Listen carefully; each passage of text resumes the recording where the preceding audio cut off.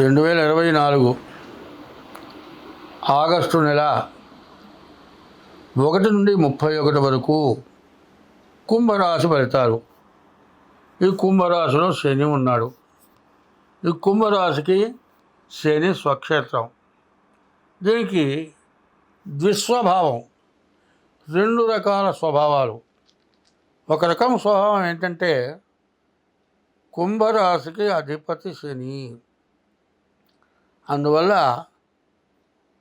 శని యొక్క స్వక్షేత్రం కాబట్టి ఈ కుంభరాశి వాళ్ళని పూర్తిగా పాడు చేయడు అని ఒక రకంగా చెప్పాలి.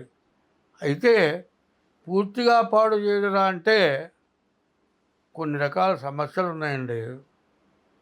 మరి ఇట్లాగే అష్టమ శనిలో, అదే జన్మ శనిలో నాకు ఒకసారి జరిగింది. మోకాల దగ్గర నుంచి పిర్ర లోపల మధ్యలో ఎముక శాంతం విరిగిపోయింది. లోపల రాడ్ వేశారు. సంవత్సరం 3 నెలలు మంచంలో ఉన్నా. మంచంలో నుంచి కింద కాలు పెట్టడానికి వీల్లేదు. అయితే ప్రాణకంటకుడు కాదు, ప్రాణం తీయుడు, బతికించాడు. చచ్చిన దానికంటే ఎక్కువ బాధ. చచ్చిపోతే బాగుండు అనిపిస్తుంది. 1 ఏళ్ళు 2 ఏళ్ళు అన్నీ మంచంలో నుంచి కిందికి దిగటానికి వీల్లేదు. ఆ మంచంలోనే తింటాం, ఆ మంచంలోనే కూర్చోవటం, ఆ మంచంలోనే పడుకోవటం, కాలు కింద పెట్టే పని లేదు. వాసన రోజు పినాయిలు పెట్టి కడగటం. ఆ బాధ చూస్తే చచ్చిపోతే బాగుండేదిరా, ఎందుకు బతికానరా అని బాధపడ్డా. సంవత్సరం 3 నెలల వరకు కాలు కింద పెట్టి నడవలే. కాలు కింద పెట్టావో నడిచావో ఇక నీ కాలు పనికిరాదు. ఎందుకంటే ఎముక మధ్యకి ఇరగటమే కాక పొడైనవి కొద్దిగా ఎముకలు, వాటిని మొత్తాన్ని సెట్ చేశారు. అవి మొత్తం సెట్ అవ్వాలంటే సంవత్సరం 3 నెలలు పట్టండి. అయితే చంపినా బాధ లేదు, కానీ ఈ చంపిన దానికంటే ఎక్కువ బాధ. ఇప్పుడు తలుచుకున్నా కూడా కళ్ళమ్మని నీళ్ళు వస్తాయి. అటువంటి బాధ పెట్టాడు శని. కాబట్టి శనిని పూజించండి. ఈ రాశివాడు ప్రతిరోజు శని దర్శనం చేసుకోండి. శనికి శనివారం నల్ల నువ్వుల నూనెతో అభిషేకం చేయించుకోండి. నువ్వుల నూనె కరెక్ట్గా గాను దగ్గర నల్ల నువ్వులతో నూనె పట్టించుకొని నూనెతో పూజ చేయండి. నల్ల వస్త్రాలు దానం ఇవ్వండి. వర్షాకాలం నల్లటి గొడుగు దానం ఇవ్వండి. నల్లటి చెప్పులు దానం ఇవ్వండి. శనిని పూజించండి. మరి నోరు లేనటువంటి జీవరాశులకి ఆహారం పెట్టండి. ఇది చాలా మంచిది.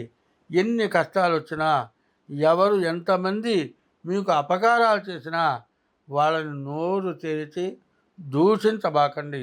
వాళ్ళని ఎప్పుడు కూడా మన టైం బాగాలేదు, మన కర్మ బాగుండక వాళ్ళకి బుద్ధి పుట్టిందనుకొని మనస్సులోని దైవాన్ని తలుచుకొని దండం పెట్టండి. ఈ రాశి వాళ్ళు అన్ని గ్రహాలకి పూజ చేసుకోవడం చాలా అవసరం.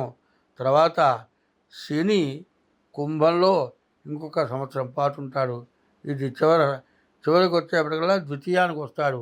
ద్వితీయం ధన వాగ్విత్తం.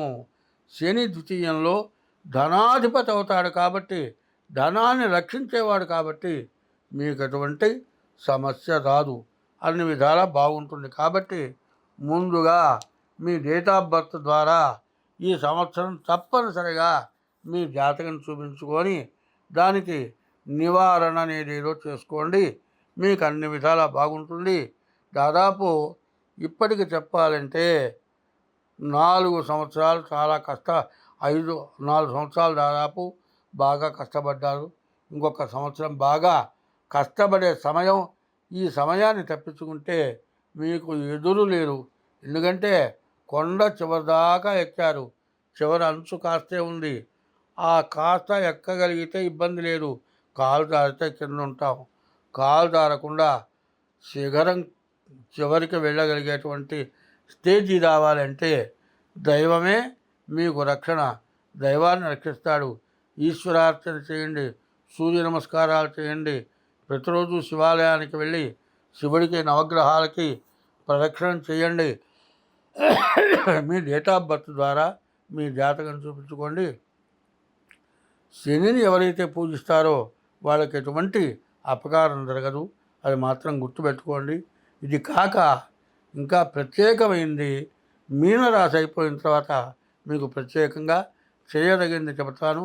ఇది అందరూ చేయండి, అందరికీ ఉపయోగపడేదే విషయం. అది అది చేస్తే మీకు ఎటువంటి సమస్య రాదు, అన్ని విధాలా బాగుంటారు. స్వస్తి.